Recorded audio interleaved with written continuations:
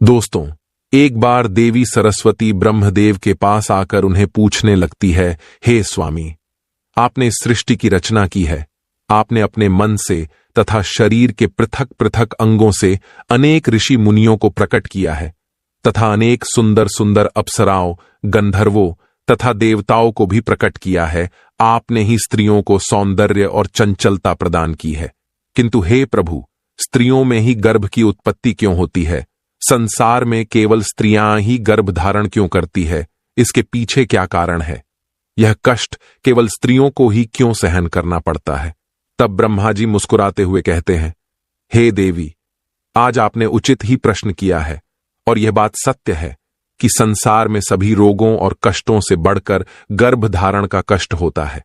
गर्भ धारण करने में स्त्रियों को अत्यधिक पीड़ा होती है। इस विषय में मैं आपको एक प्राचीन रहस्य सुनाता हूं, जिसे आप ध्यान से पूरा सुनिए।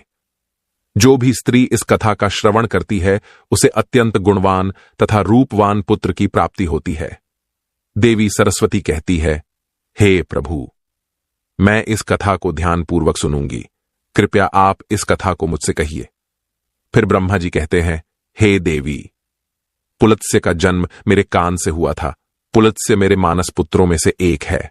मैंने उसे अनेक प्रकार की विद्याएं प्रदान की तथा उसके प्रकट होने का उद्देश्य उसे समझाया। फिर मैंने उसे संसार के कल्याण के लिए तपस्या करने का उत्तम कार्य सौंप दिया। मेरी ही आज्ञा से सत्य युग में महर्षि पुलत्स्य सुमेरु पर्वत के उच्च बिंदु पर तपस्या करने के लिए चला गया। वहां पर आश्रम का निर्माण करके पुलत्स्य घोर तपस्या करने लगे। उसी समय अनेक गंधर्व, देवता, दानव तथा अप्सराएं उस स्थान पर विचरण करने के लिए आया करते थे।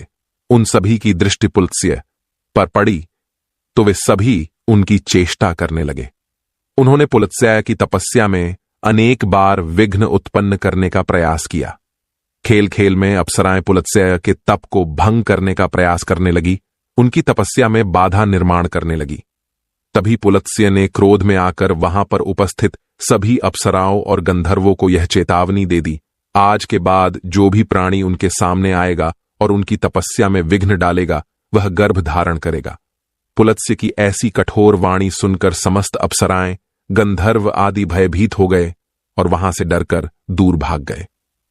उसी समय में पर्वत की कंदर में ऋषि तृणबिंदु की कन्या हविर्भुआ अपने माता पिता के साथ निवास करती थी।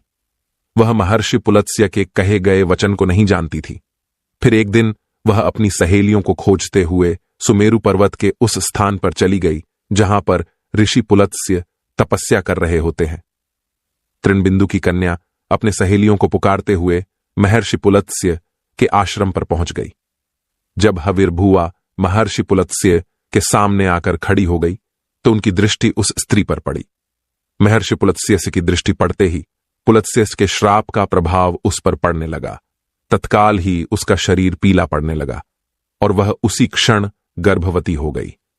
अचानक स्वयं के शरीर में इस प्रकार का विचित्र बदलाव देखकर हविर्भुआ अत्यंत घबरा गई। उतने में ही उसकी सखिया उस स्थान पर आ गई तो हविर्भुआ ने उन्हें उस घटना के बारे में बता दिया। फिर हविर्भुआ की सहेलिये उसे लेकर उसके पिता के घर पर चली गई। वहां जाकर हविर्भुआ ने अपने पिता को सारा वृतांत सुना दिया। अपनी पुत्री की यह बात सुनकर महर्षि तृणबिंदु को बड़ा दुख हुआ। अब उन्होंने ध्यान लगाकर सब कुछ देख लिया तो उन्हें पता चला कि महर्षि पुलत्स्य के द्वारा श्राप दिए जाने पर उनकी पुत्री गर्भवती हो गई है। इससे वे अत्यंत दुखी हो गए और तुरंत ही अपनी कन्या को साथ में लेकर वे सुमेरु पर्वत पर चले गए। वहां पर उन्होंने महर्षि पुलत्स्य को देखकर उन्हें नमस्कार किया और क्षमा याचना करने लगे। ऋषि तृणबिंदु कहने लगे, हे महर्षि, आप तो साक्षात ब्रह्मा जी के मानस पुत्र हैं। सारे संसार में आपकी कीर्ति है। आप परम दयालु और परम कृपालु हैं। आज मेरी पुत्री के द्वारा अनजाने में ही अपराध हुआ है। वह आपके द्वारा कहे गए कथन से अनजान थी। आप ही के श्राप के कारण आज मेरी पुत्री गर्भवती हो गई है। यह संसार की पहली स्त्री है जो गर्भवती बनी है। इसीलिए हे मुनिवर, अब मेरी पुत्री से कौन विवाह करेगा? इसे तो कलंक लग जाएगा। इसीलिए मैं आपसे प्रार्थना करता हूं कि आप मेरी कन्या को पत्नी के स्वरूप में ग्रहण कीजिए। मेरी कन्या सर्वगुण संपन्न है। उसके मन में किंचित मात्र भी दोष नहीं है। वह अनजाने में ही आपके श्राप को ग्रहण किया है। यह सदैव ही आपकी सेवा में तत्पर रहेगी। इस प्रकार से ऋषि तृणबिंदु ने आदरपूर्वक महर्षि पुलत्स्य से विनती की। तृणबिंदु के आदर सत्कार और स्तुति से महामुनि पुलत्स्य अत्यंत प्रसन्न हुए और हविर्भुवा को दिए गए श्राप से उन्हें बड़ा दुख हुआ। फिर उन्होंने ऋषि तृणबिंदु को आश्वासन देते हुए कहा, हे मुनिवर, मैं आपकी स्तुति से अत्यंत प्रसन्न हूं। मेरे ही श्राप के कारण तुम्हारी कन्या गर्भवती हुई है, इसीलिए मैं तुम्हारी कन्या को मेरी पत्नी के रूप में ग्रहण करता हूं। इसीलिए तुम अब चिंता ना करो। इस प्रकार से महर्षि पुलत्स्य ने ऋषि तृणबिंदु की कन्या हविर्भुवा को पत्नी के रूप में स्वीकार किया। तदनंतर तृणबिंदु की कन्या हविर्भुवा महर्षि पुलत्स्य के साथ उनके आश्रम पर ही रहने लगी और दिन रात सच्चे हृदय से उनकी सेवा करने लगी। महर्षि पुलत्स्य भी देवी हविर्भुवा की निस्वार्थ सेवा, पतिव्रता धर्म और भक्ति से अत्यंत प्रसन्न हुए और उनसे कहा, हे देवी, मैं तुम्हारी सेवा और भक्ति से अत्यंत प्रसन्न हूं, इसीलिए मैं तुम्हें मेरे ही समान पुत्र की प्राप्ति होने का वरदान देता हूं। जिस समय तुम मेरे सामने आई थी उस समय मैं वेदों का पाठ कर रहा था और तुमने वेदों का श्रवण भी किया है। इसीलिए तुम्हारा पुत्र चारों वेदों में पारंगत होगा और समस्त संसार को वेदों का ज्ञान प्रदान करेगा। तुम्हारा यह पुत्र सारे संसार में विश्रवा के नाम से प्रसिद्ध होगा। फिर कुछ समय के उपरांत देवी हविर्भुवा ने एक अत्यंत गुणवान पुत्र को जन्म दिया। महर्षि पुलत्स्य के कथनानुसार उस पुत्र का नाम विश्रवा रखा गया। विश्रवा अपने पिता महर्षि पुलत्स्य के समान ही विद्वान, सत्यवादी और धर्म का पालन करने वाले थे। उनकी ख्याति संपूर्ण विश्व में हुई। उनकी कीर्ति और महानता को देखते हुए महर्षि भारद्वाज ने अपनी पुत्री इडविला का विवाह उनके साथ कर दिया। फिर मुनि विश्रवा की पत्नी इडविला के गर्भ से एक पुत्र का जन्म हुआ, जिसका नाम वैश्रवण रखा गया।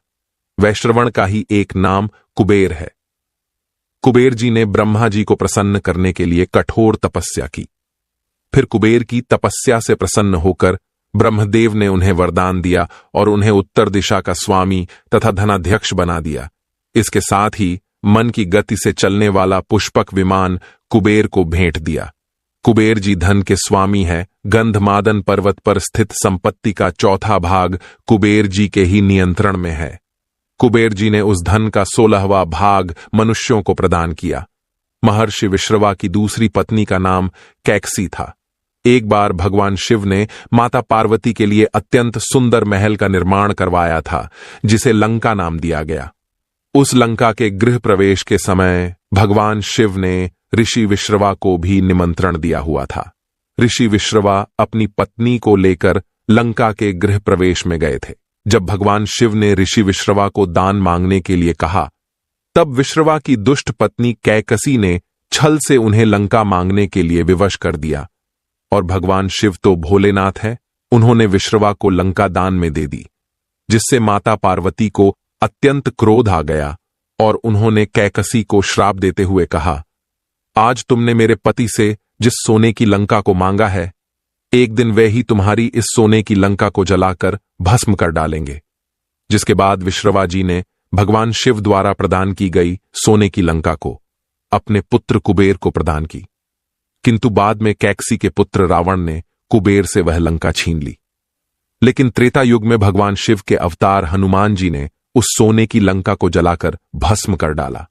ब्रह्मदेव कहने लगे, हे देवी, इस प्रकार से महर्षि पुलत्स्य के श्राप के कारण संसार की स्त्रियां गर्भवती होती है। मैंने संसार की समस्त स्त्रियों को पुरुषों से भी अधिक सहनशील बनाया है। उनमें हर दुख को सहन करने की क्षमता पुरुषों से अधिक है। इसीलिए स्त्री की रचना करने में मुझे सबसे अधिक समय लगा। गर्भ धारण करना यह स्त्रियों के लिए श्राप रूपी वरदान ही है। मैंने स्त्रियों के अंदर ममता और प्रेम का भाव डाल दिया, जिससे स्त्रियां अपने बालक का लालन पालन कर सके। इस संसार में स्त्रियों की तुलना किसी से नहीं की जा सकती। स्त्रियां ही इस संसार की आधार है। इसीलिए इस संसार की सर्वश्रेष्ठ रचना स्त्री को ही कहा गया है। तो दोस्तों, इस प्रकार से महर्षि पुलत्स्य के श्राप के कारण ही संसार की स्त्रियां गर्भवती होती है। आपको यह कथा कैसी लगी, कमेंट करके अवश्य बताएं। जानकारी अच्छी लगी तो वीडियो को लाइक जरूर करें, कमेंट में हर हर महादेव अवश्य लिखें। साथ ही चैनल को सब्सक्राइब करना ना भूलें।